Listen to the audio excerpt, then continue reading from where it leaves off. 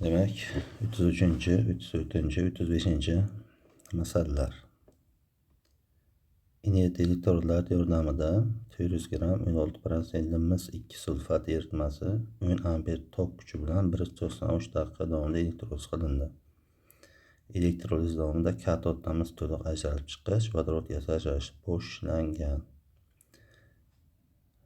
Demak, 33-ning sharti: katodda ajralgan gazning hajmini aniqlang. 34. Anodda ajralgan jami gazning hajmini hisoblang. 35. Demak, yakuniy eritmada qolgan moddaning massa ulushini aniqlang.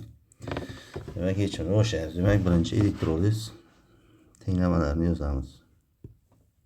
Demak, mis SO4 suv eritmasi. Demak, mis ajraladi plus H2SO4 qoladi plus kislorod. Demak, bu 1/2 bo'lsa tenglashadi. Demak, bu tugagandan keyin suv ajralish boshlaydi elektroliz bo'lishni. H2 plus 1/2 O2. Endi demak mis sulfatni molini topamiz. Demak, n barobar bo'ladi. Demak, 400 ko'paytirilgan 16 bo'lingan 100. Demak, ko'paytirilgan yana molar massasi 160.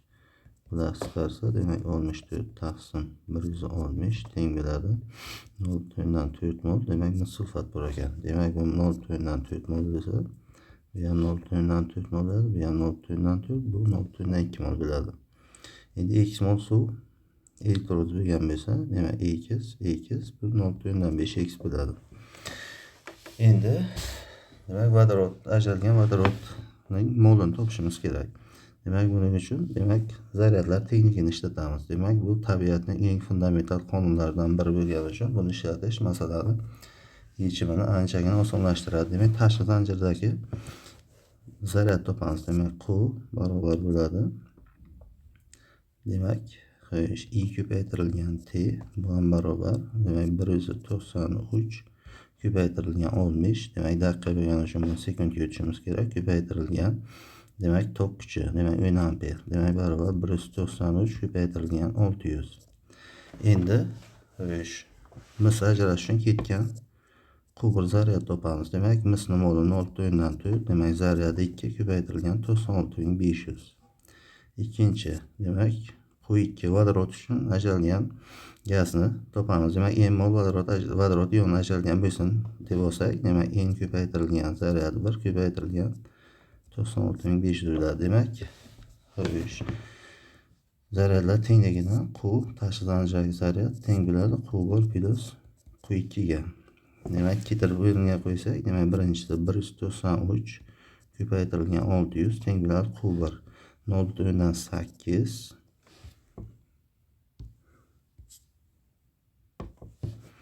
0.8 ko'paytirilgan 96500 plus n.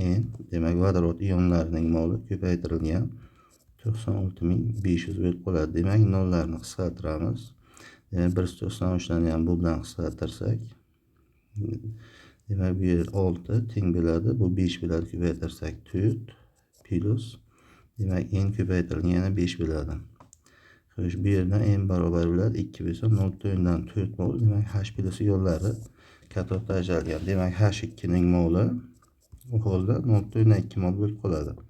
Demak, bu x barobar 0.2, bu ham 0.2, bu 0.1 bo'lib qoladi.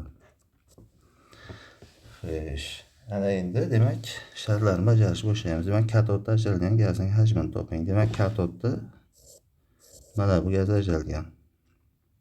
Demak, buni demak 0.2 ko'paytirilgan V katod desak,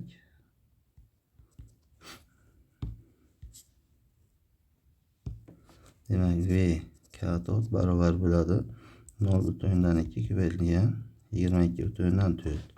Bu barobar 4.1 demak 48. Demak, B kalta ekan. Demak, 33 B. Keyingisiga o'tamiz. Anodda ajralgan jami gazning hajmini toping deyapti. Endi V anodni topsak, anod barobar bo'ladi Birinchi holatda 0,2 mol kislorod ajralgan, ikkinchi holatda 0,1 mol kislorod ajralgan. Demak, ko'paytirilgan bilan 22,4.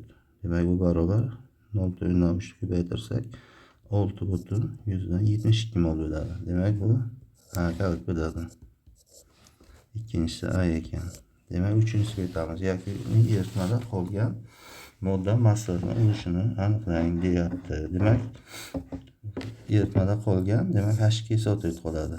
Demak, H2SO4 bo'lsa, uni molini topsak, demak M H2SO4 demak barobar bilan 0,4 ko'paytirilgan 98.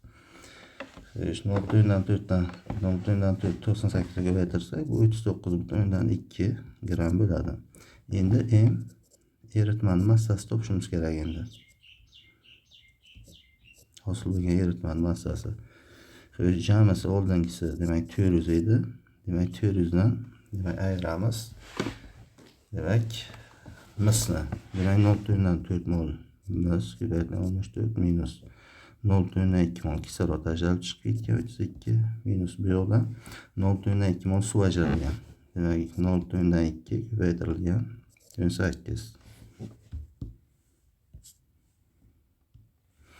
0,2 ko'paytirilgan 8. Demak bu barobar demak 400 minus 25,6 bu minus 6,4 minus demak 3,6. Demak barobar 364,4 ekan. Endi massa ulushini topsak, B barobar bo'ladi, A'ga barobar bo'ladi. Demak 39,2 taqsim 364,4. Bu taxminan